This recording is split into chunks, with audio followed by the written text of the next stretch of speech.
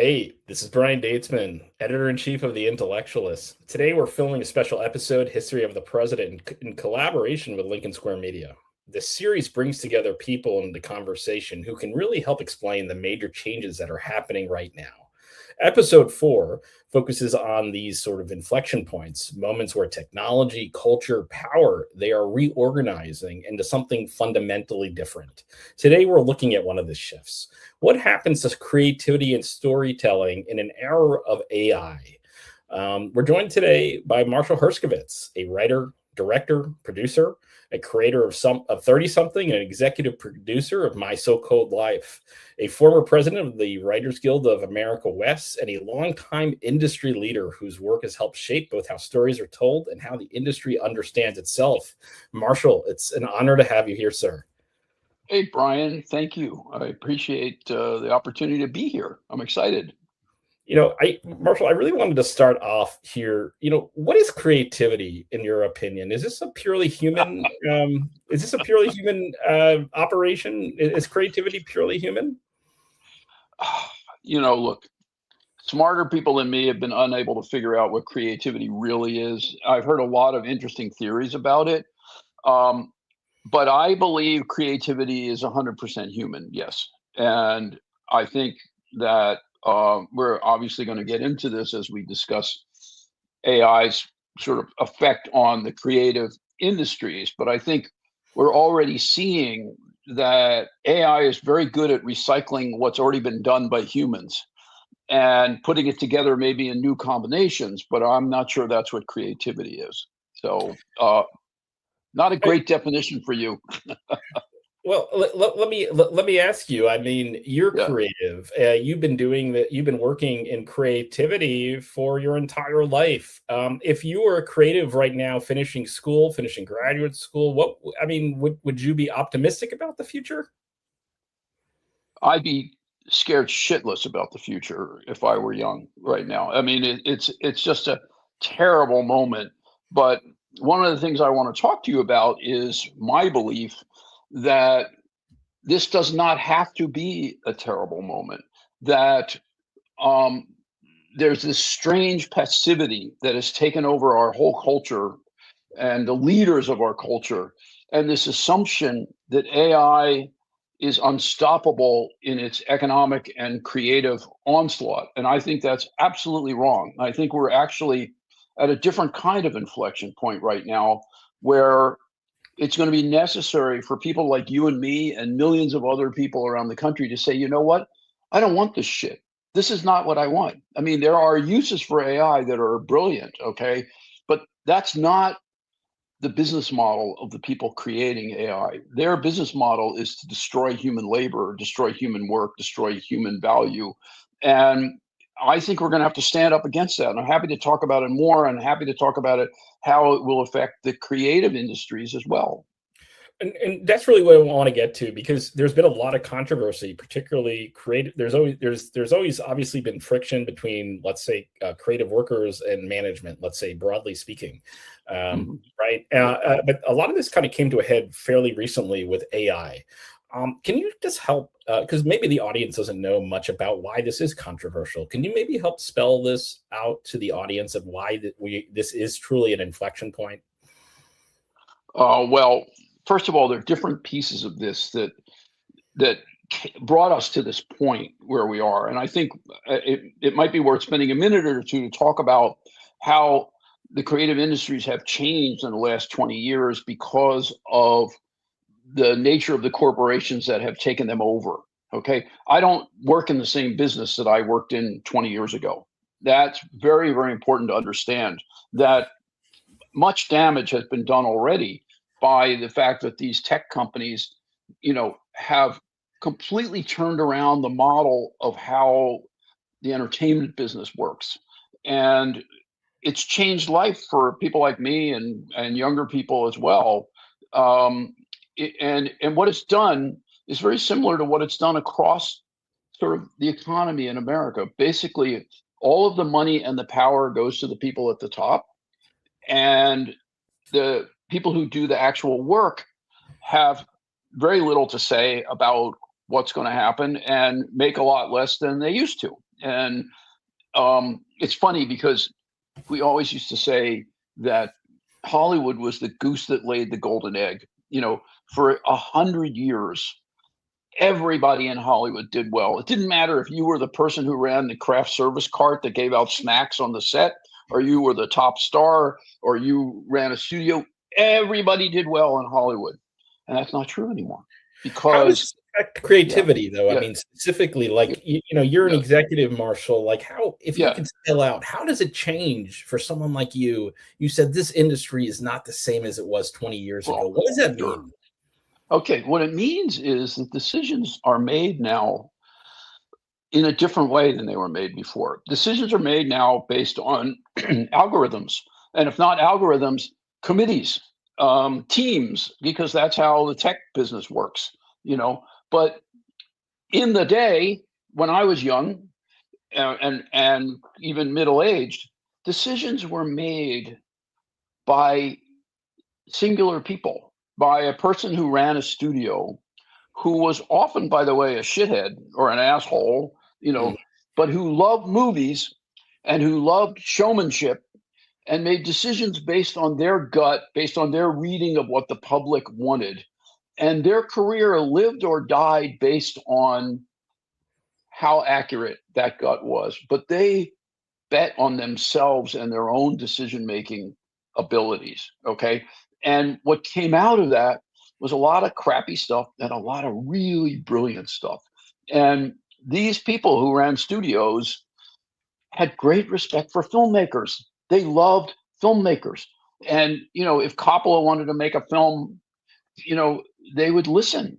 And I could, list 20 other, 30 other directors who would just be trusted based on the fact that the person who ran the studio said, look, this is a person who's brilliant, who's going to make something good, and we should go with that person's judgment. That never happens today.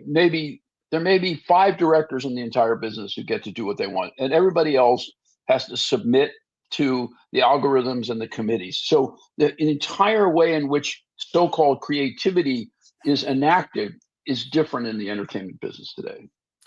And how would you, in college, we learn about there's commerce and there's entertainment, right? Mm-hmm. And there could be a delta in between them, right? A big difference. Yes. And let's just say in general, it was somewhere in the middle, let's say, for a while. Where are we now? Are we more towards entertainment? Is this just pure, let's just see how much money we can make for the cheapest we can build it now? Or is that really where we're at now? Well, I would say there's art and there's commerce. I mean, entertainment is sort of what people want to call it, right. I would say in the past, there was a rough parity between art and commerce. Or put it this way, every studio made a certain number of films each year that they believed were art and a certain number of films they believed were commerce. And they hoped that the commerce movies would pay for the art movies, Right. Now, they're just not in that business anymore, and there are a lot of reasons for that, and we don't need to go into it. It's been going on for 30 or 40 years, that slow descent. Okay. But I would say now it's 20% art and 80% commerce, and getting worse. And what's also happening is now you have a whole bunch of executives who really don't know anything. They don't know the history of movies. They don't know what worked in the past. They don't, there's just been a kind of degradation of the understanding of what movies and television can do or have done in the past. But again, there's great work being done. I'm not saying there isn't great work being done, but there's a lot of crappy work too. Marshall, have you seen this, this sort of, you said it's been 30, 40 years. There are a lot of things that have been 30 or 40 years, right? That are kind of related to what we're discussing. Have you seen this? Right. I mean, have you seen this degradation in quality across other areas, right? That not just color, right, but also the sort of what's parallel to that, right? Right. Brian, people who know me know that,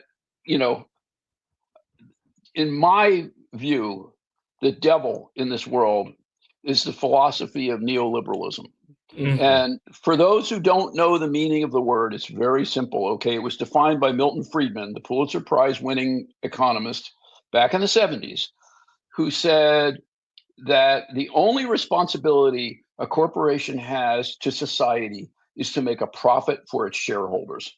That is essentially what neoliberalism means. It has nothing to do with the word liberal as we understand it today. Okay. And by the way, I'm not saying that that's evil or inherently wrong, but I think what the people who promulgated neoliberalism back in the 70s and 80s, and it really happened under Reagan's administration starting in 1981, they did not factor in what would happen over time as you took away the constraints of of business decisions and made them only about profit, as opposed to having to account for some aspect of the public good or the common good. Okay, and believe it or not, capitalism in the 50s and 60s did in some way take into account the common good. And over time, what you have now is two generations of executives who've grown up, who don't know anything, never think about the public good at all. They just think about what's going to make a profit next quarter. Okay. And the result of that is, okay, in certain markets, you have 45% of houses being bought by BlackRock and these other companies in order to jack up the price. You have the commoditization of medicine. I mean, across the board, neoliberalism, by the way, it has destroyed the value of workers because they believe what you should do is get rid of as many workers as you want and pay them as little as possible, which is not what capitalism was about in the 20s, 30s, 40s, and 50s, where it was about creating employment. Now they want to reduce employment. I mean, it goes on and on and on. So I think we had an understanding of capitalism in the post World War II era that was destroyed by neoliberalism. And the result of that now is that basically these large corporations essentially own the government because it's their money that gets these people elected. So they write our laws, they write the regulations that they're going to live under. And that leads directly into AI. So yes, this is across the board, basically. They don't care what destruction they do because it's not part of the way they look at the world. Marshall, you make a great point, and I appreciate you for tying this all together, because history of the present really is trying to make sense of what's happening now, how it's related to what maybe came before. Some of us obviously were not born in the 70s or 60s and 50s, maybe don't Yeah, know that. And right. I see that a lot. Yeah, and so there's a lot. I think to your point, I think there's probably a lot of people who think that's just the way things are. exactly. Yes, this is what I see all the time. And by the way, just if I can just, a side note here, a lot of people today think that socialism is the answer for America because they think capitalism is what we live under right now. We don't live under capitalism right now. We live under neoliberalism. They have never seen a version of capitalism that worked. Let's remember in the 1950s, American capitalism created the largest middle class in the history of the world. I mean, being middle class in the 1950s meant, on one income, you bought a house in your 20s, you could have two cars, you could send your kids to college, you could go on vacation, you could retire. That's what middle class meant. That's not what middle class means anymore. And there are far fewer people who are in that classification compared to then. So um, capitalism can work a hell of a lot better than it works now for the people. And I think what we need now is for people to understand that socialism has been proven over the past 100 years to be a failed philosophy. It doesn't work. It just creates poverty, But if you're looking at the way things are now, where people just see no future and they feel like they're being dicked over and they feel utterly powerless, then they're going to grasp at something. Marshall, to your point, you said there's right. You made a distinction, right? So what Yeah, you're saying, when you were probably growing up, yeah, capitalism at least was there was a greater emphasis not just on shareholder value, but the community and the people who work there, Yes. right? Yes. And I've heard that, and I've read that in a number of sources as well. Yeah. You know, I guess my question is, as we sort of pursue the bottom line above all else, what does that leave left? What does that leave? What?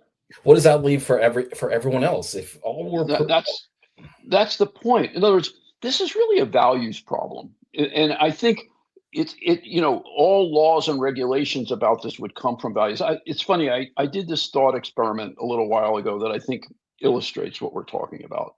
If you imagine an alternate universe where it's 1958, but Facebook and Meta exist, okay? All right, and they have 1 billion users or however many the users, but it's 1958 and we live under the values of 1958, okay? And let's say it came out in 1958 that Mark Zuckerberg had hired addiction experts in order to hook children and adolescents onto his product so that they went deeper and deeper, and it destroyed their self-image, and it was known that they did that and they kept doing it, and the addiction experts figured out how to get adults to get more and more radicalized so that they would spend more time on the site. Okay, if this came out in 1958, he would have had to resign by the next day. That would not have been acceptable behavior for the head of a major corporation in 1958. That's a values thing. Now, by the way, remember, in 1958, we still had segregation. We still had a lot of sexism. We still had homophobia. There were a lot of things wrong in 1958. I'm not saying the world was better then, but I am saying that capitalism functioned better then, and capitalism had at least certain values where they acknowledged the common good. It was never great. Look, let's face it, during this time, they were covering up what tobacco did, but what's interesting is they covered it up because they knew if it came out, they'd be fucked. Yeah. They understood that people would not accept that. Okay. And now everything's out there and people accept it because that's the world we live in. Marshall, why is shame? I think you made a good point, right? Because if you and I were talking, if you were just, this isn't Zuckerberg, if you were just saying, I know of someone who's working with experts to make children addicted to a product that will probably ruin their lives to a certain extent, I think most reasonable adults would say, I think that person could be evil, right? Because they're profiting from the destruction of other human beings, right? Why don't you think we jump to that conclusion now? Why don't we jump to that conclusion now?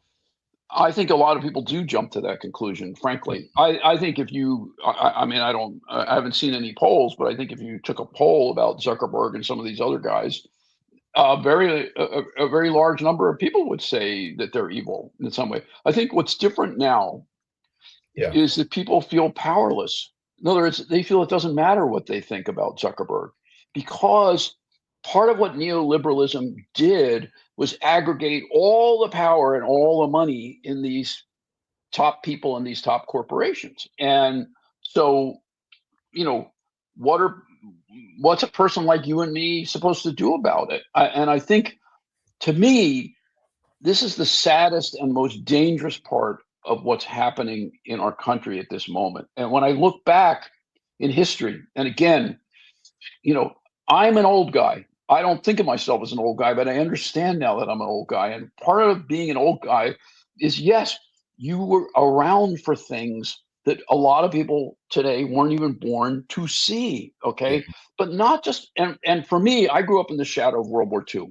Okay. And so my entire childhood was taken up with World War II. I was an expert by the age of 8 on World War II. And my friends laugh at me now because I still use World War II as the metaphor for everything, But let's just take for a second, okay, the D-Day invasion, all right, which is generally considered to be essentially the most complex and largest human endeavor in the history of humankind. Okay. What they did on that day, which, by the way, took them 15 months to put together. All right. What they did on that day is so astonishing and unbelievable it's you would take months to study all the things and all the millions of people that went into making that day work. Okay, those were our parents and our grandparents. Okay, and we walk around now like, well, gee, I don't know what I'm going to do about this. And it's like, what happened to the sense of empowerment and initiative that Americans used to define themselves by? It wasn't just that they had it. That was what America meant, is that we get things done and we do what we believe and we go out there and make it happen. Where is it? It's like it's up to people of understanding and conscience to bring it back. That's what I believe.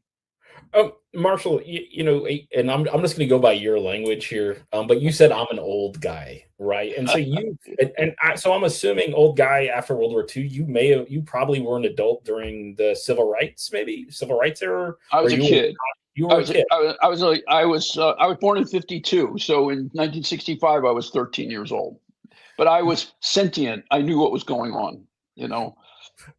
And I guess my question is, when you're growing up in the getting to the 60s and 70s and seeing the direction of where we're going and where we went, what is that disconnect? Can you explain that to people who were not born, how we got to where we are? Because I hear, so Marshall, you're about my parents' age, and they lived through the civil rights, Vietnam, gay rights, women's rights, and there was this sense that things were getting better, right? There really was. And then in '68, we just interviewed someone about this, but in '68, Dr. King was murdered. RFK was murdered, right? And it was very dark. And can you speak to that? How did we get from there to here? If you could maybe explain a little. By the way, I'm glad you brought that up, because I believe that the killing of JFK, MLK, RFK within 5 years permanently changed this country. And I believe we are still being affected by it today. Even though it's 60 plus. I agree with Marshall. I agree with you. I agree with you. And I saw myself that the people who ran for office after 1968 were fundamentally different from the people who ran for office before, because there was this very primitive understanding that we all got, which was, if you go out there in the world and you are trying to make fundamental changes to society, you will be killed. Mm-hmm. That's the message that everybody took in.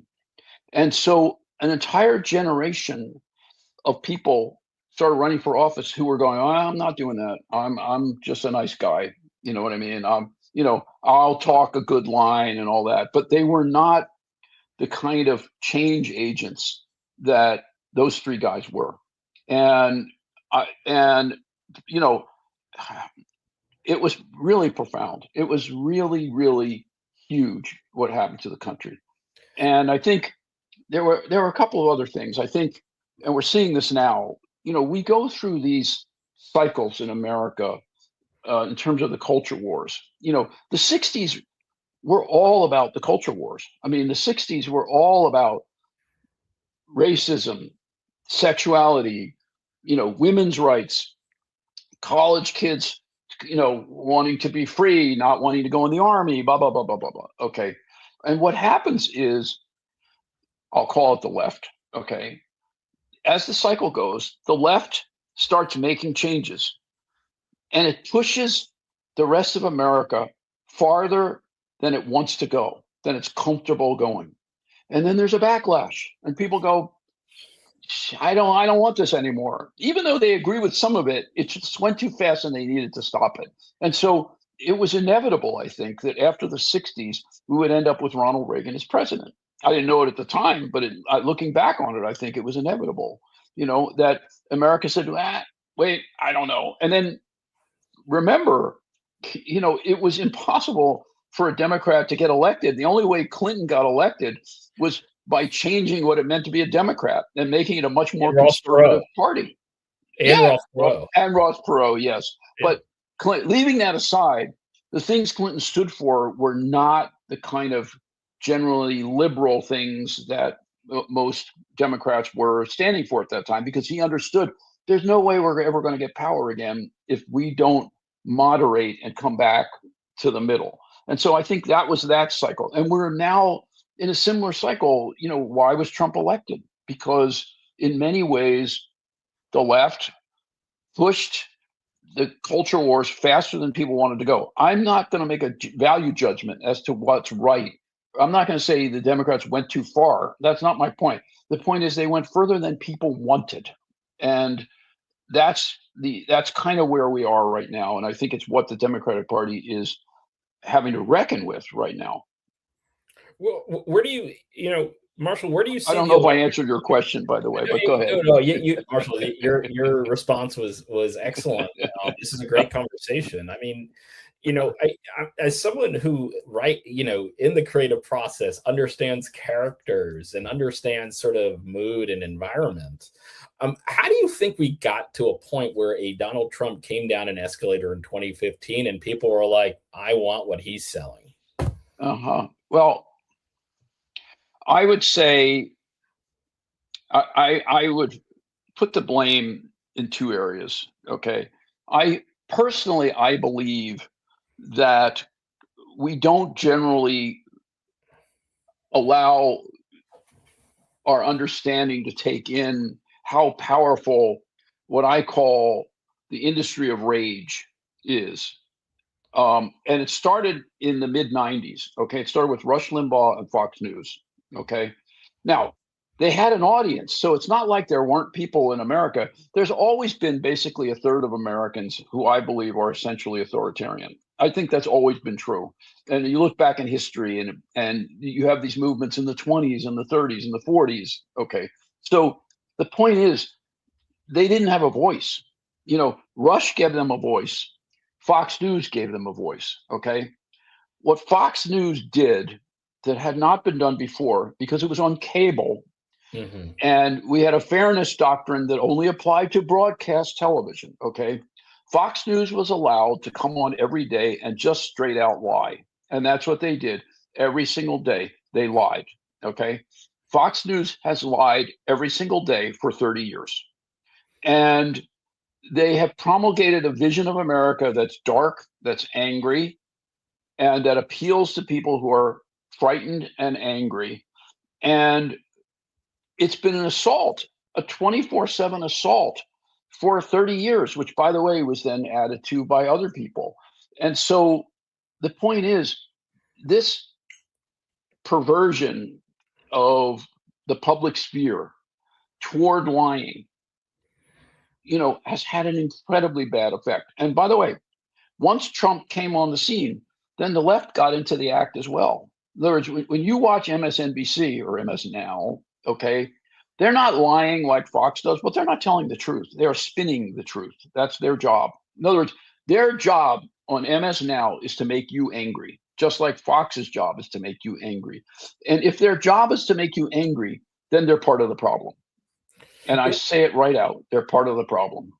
Why do you think we like to be angry? Why do you think Americans love being so angry? What is it about rage that gets us so hooked?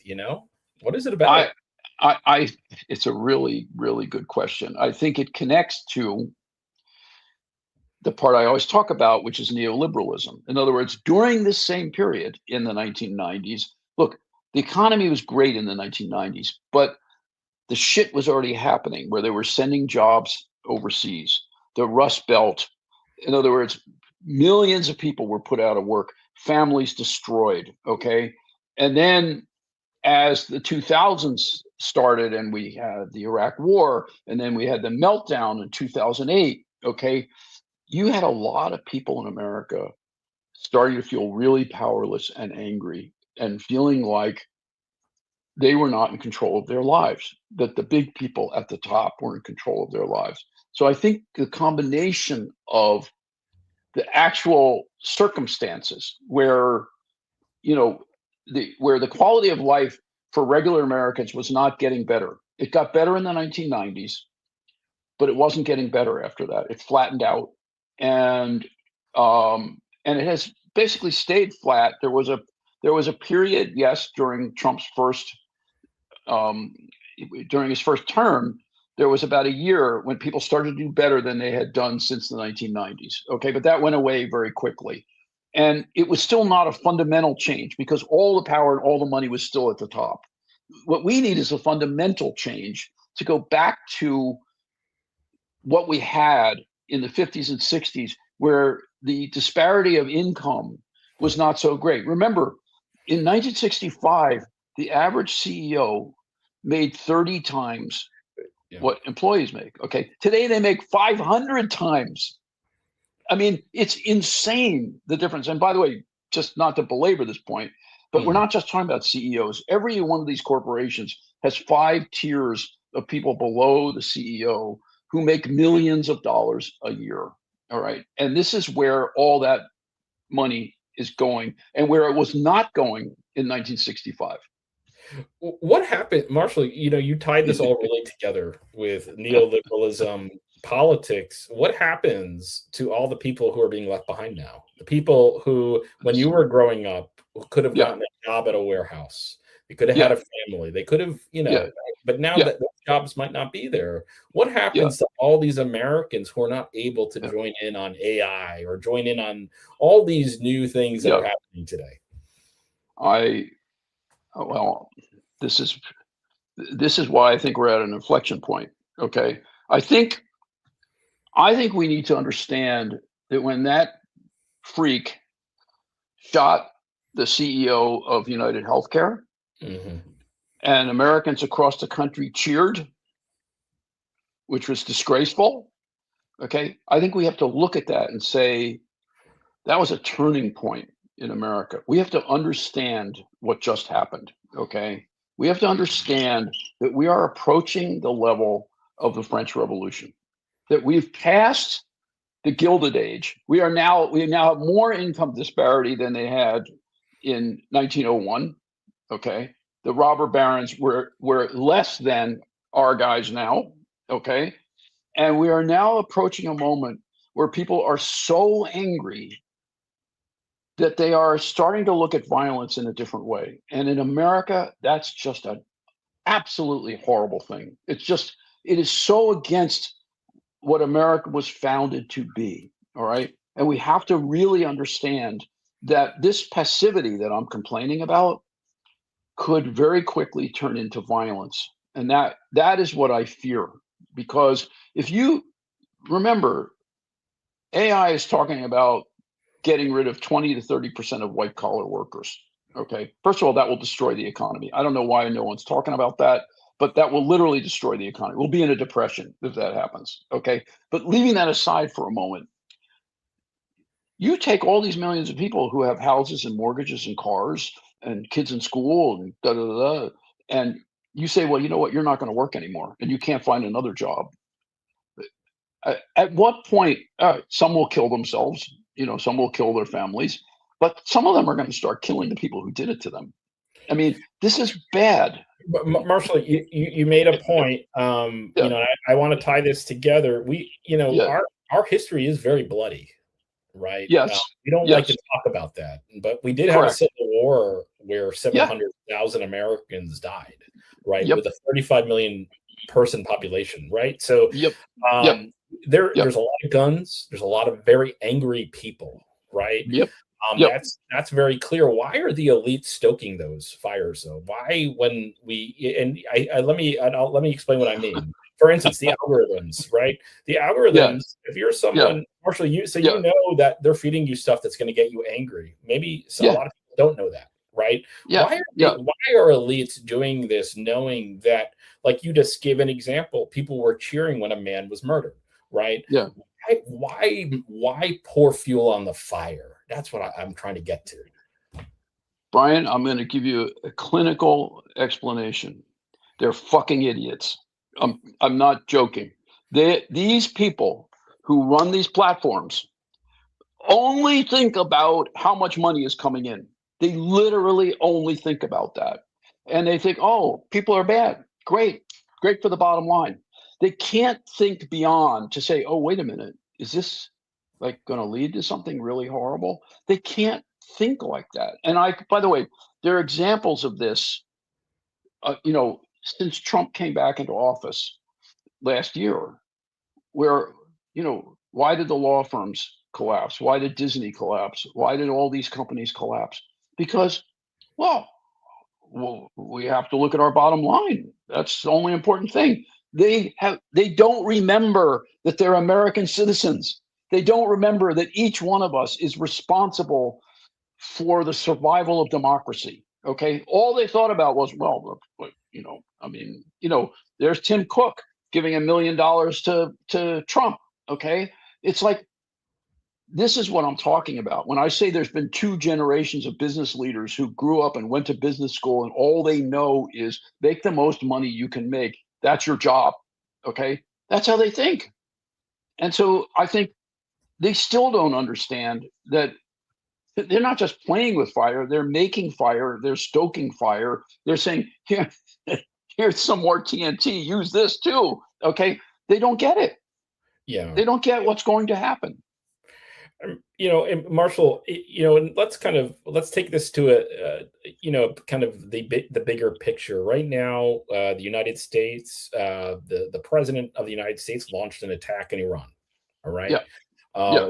Right now, we have a very unpopular incumbent. You have people in Congress who openly praise Vladimir Putin, and you have an environment where the absurd and outrageous is sort of the baseline, right? Yeah. Yeah. And my question to you is, how do we get out of this funk? I know you might not have the answers, but I think the focus has been, let's define the problem. What is the problem right now? Why is all of this chaos happening? Okay, I think the other part of neoliberalism, and again, it's not what it was intended to be. It was the unintended consequence, but the inevitable consequence is corruption. Corruption on a scale that we've never seen in America before. And by the way, we've seen a lot of corruption in America. The 1870s were an incredibly corrupt time. Okay. But look at the Epstein situation. Okay. We Marshall, actually have really quick on that. Does that pass the smell test to you? All this, what's going on with Epstein, does that pass the smell test? It doesn't make sense, right? It doesn't pass the smell test for anybody. Yeah. No, they cannot afford to reveal the truth. We already know the truth. This is what's interesting, is we already know, it's already out there. We know Trump was involved. We know what he did. Okay. We don't know all the other people who were involved. Okay. But the point is, they will do anything to stop it. But all I'm saying is, that's just the one rock we lifted up and we saw the horrible insects under that rock. There are a million rocks like this. We are now a corrupt country. When I was young, the last thing I would have ever said is that America is a corrupt country. And by the way, I was against the Vietnam War. I was furious. There were many things I thought were horrible about America. We were racist. I didn't think we were corrupt. That's something else. That was what Russia was. Do you know what I mean? That was like, that just wasn't how America operated. We're completely corrupt now. And so how do you undo corruption? You have to, and by the way, it's been done before. Teddy Roosevelt did it. We were very corrupt when Teddy Roosevelt came into office. What did he do? He created, by sheer force of his personality, a whole movement of reform against corruption. And I believe that's the only thing that's going to work right now. And the problem is, we don't have Teddy Roosevelt right now. We need a person, we need a leader who would lead a movement of reform, because this is not just about left and right. There's corruption in the Democrats, there's corruption all over the place. Okay. But we need somebody to bring together and enunciate the values that most people are nowhere there, but they sort of get it. They're not sure. They forgot what they read in school. They don't see it anymore. They just know it's wrong. They know everything is wrong right now. Okay. We need somebody to bring it together and say, yes, you know what's wrong is we have forgotten what we are as a nation and what we need to do. And if we had that movement, it would win and it would turn things around. Marshall, do you think it's possible that maybe we're looking at problems the wrong way instead of left versus right, maybe constructive versus destructive? Yes. Yeah. Yeah. I do. And I think you can see a lot of evidence of that, by the way. I mean, first of all, interestingly, there are now people on the right who are as against neoliberalism as people on the left.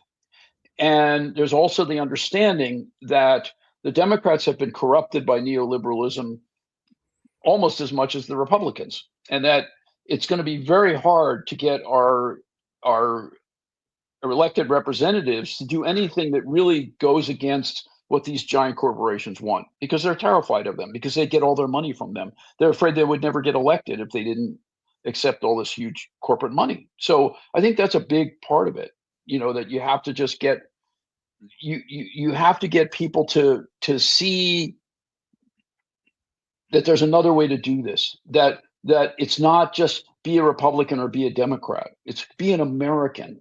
Right.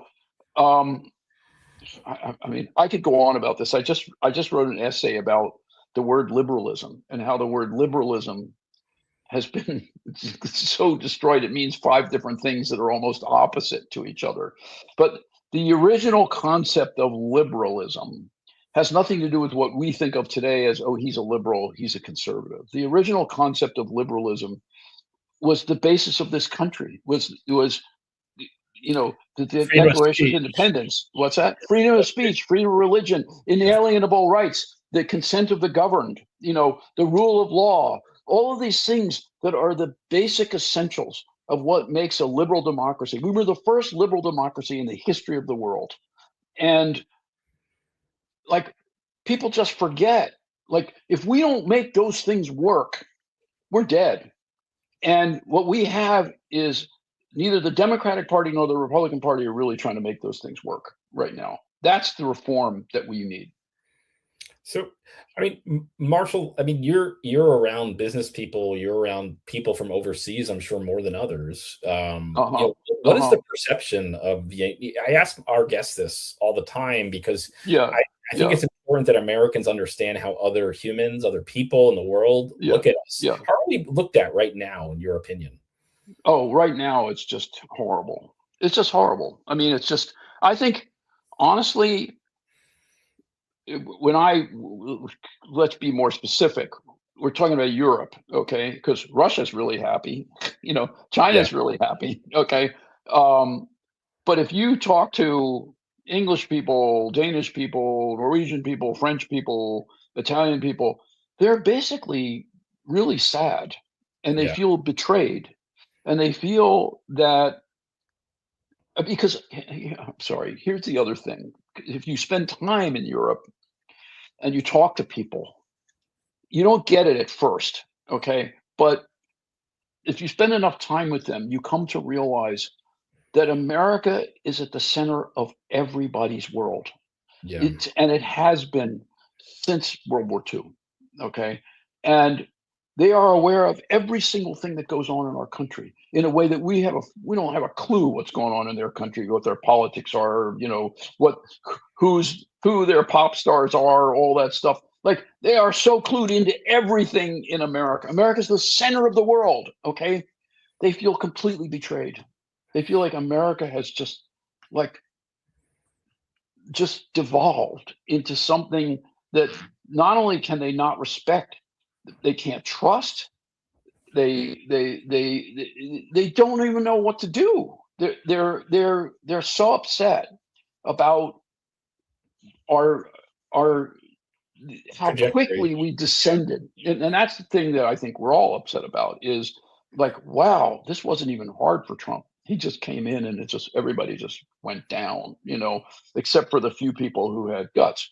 But the point is, our foreign policy, the way he treats them, it's like they're literally in shock. They're just in shock. It's like, I think Carney said it the best. It's like, we don't live in that world anymore. We just don't live in that world anymore. This is a president who said he's going to take over Canada. He's going to take over Greenland. I mean, who cares if he never intended to do it? Just saying it is so insane from the standpoint of what America has always represented. Um, it's going to take us at least a generation if we're lucky enough even to come out of this. Okay, if we come out of this and we resume being a country worthy of the world's respect, it will take a generation before these nations trust us again. Marshall, let's say you're someone who studied history, written, a very creative person. How do you think, in 100 years, right, 150 years, if let's just say there's still human screenwriters, right? And Um, there will be. I'm and telling there you, will there be. will be. Yeah, yeah, How do you think, if you were, let's say hypothetically 150 years, Marshall, you're looking yeah, at the facts today, yeah. what's the summary of this era, that we're in? Oh, I mean, look, it's because I'm an optimist. I look back on it as basically the way we look at the McCarthy era on steroids. Hmm. It was the darkest moment in American history. You know, the Civil War was different. The Civil War was the darkest moment in American history because we almost stopped being a country. But nevertheless, you can look at the Civil War and say there were people on the side of right and they were fighting the people who were on the side of wrong. And thank God, took a number of years, but thank God the people on the side of right finally won. Okay. This is different. This is America forgot what it was. America stopped being America, at least in its official capacity. Okay. America became a corrupted husk of something. And that's, that will always live in a kind of infamy in history. If, by the way, assuming we come out of it, you Yeah. know, but if we come out of it, this will be a period of absolute infamy where people will look back and say, how did that happen? And how can we keep it from happening again? Marshall, what are you working on now that you'd like to share with people? Like, how can people, Marshall, you talked about a bunch of things today. Yeah, How can yeah, people, are you writing? You said you were writing. Well, what are you doing yeah, so people can get in touch with yeah, you if they want to hear from you, yeah. if they want to learn more?